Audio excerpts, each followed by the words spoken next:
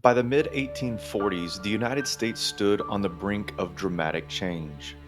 The dream of manifest destiny, the belief that America was destined to stretch from the Atlantic to the Pacific, was shaping politics, stirring debates, and pushing the nation toward war.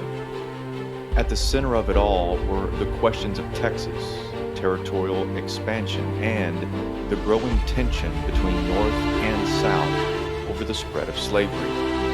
Let's get started.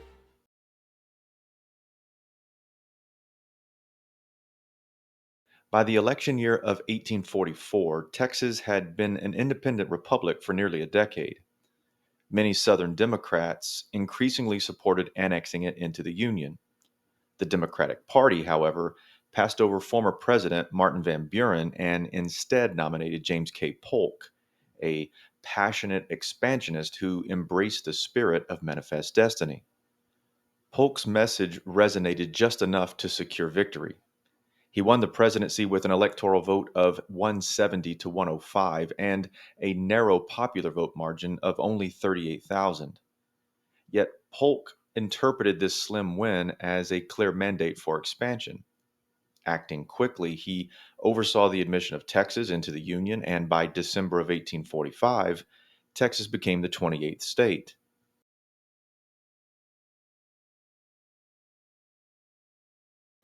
Annexation did not come without consequences.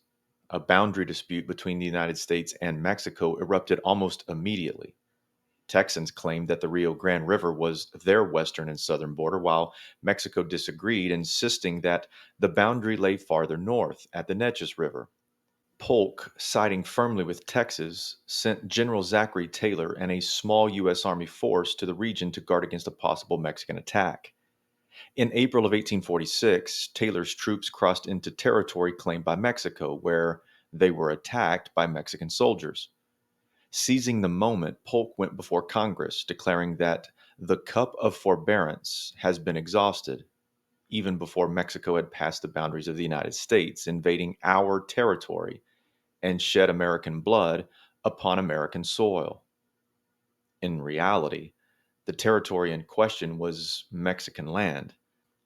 Still, on May 13th, 1846, Congress voted overwhelmingly for war, 40 to 2 in the Senate and 174 to 14 in the House.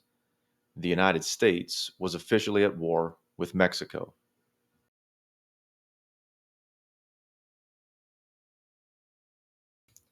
The fighting was swift but controversial. Many Northerners opposed the war, fearing it would lead to the expansion of slavery into new territories. Others accused Polk of misleading Congress about how the war began, arguing that the United States was the aggressor.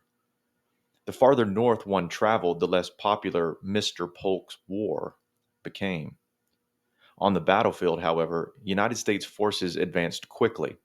By February of 1847, American troops had taken control of nearly all of Mexican territory north of the capital. By September, U.S. soldiers fought their way into Mexico City itself, forcing Mexican leaders to come to the negotiating table.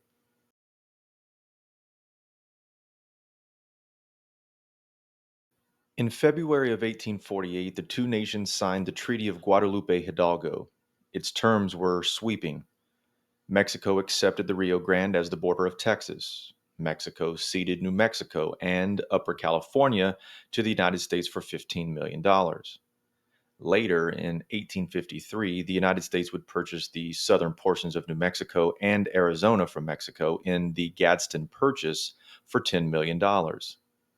This marked a massive territorial gain for the United States and a major step toward the continental reach envisioned by advocates of manifest destiny. The Mexican American War reshaped the nation in profound ways. Nationalism surged, and the belief in manifest destiny was stronger than ever. Slavery debates intensified as Americans argued bitterly over whether the new territories should allow slavery. And Native American conflict worsened as more white settlers moved into the West, into these newly acquired lands, sparking further violence and displacement. The election of 1844 set the stage for one of the most consequential wars in United States history. James K. Polk's vision of expansion delivered Texas, New Mexico, and California to the Union, but at the cost of deepening sectional divisions that would one day lead to civil war.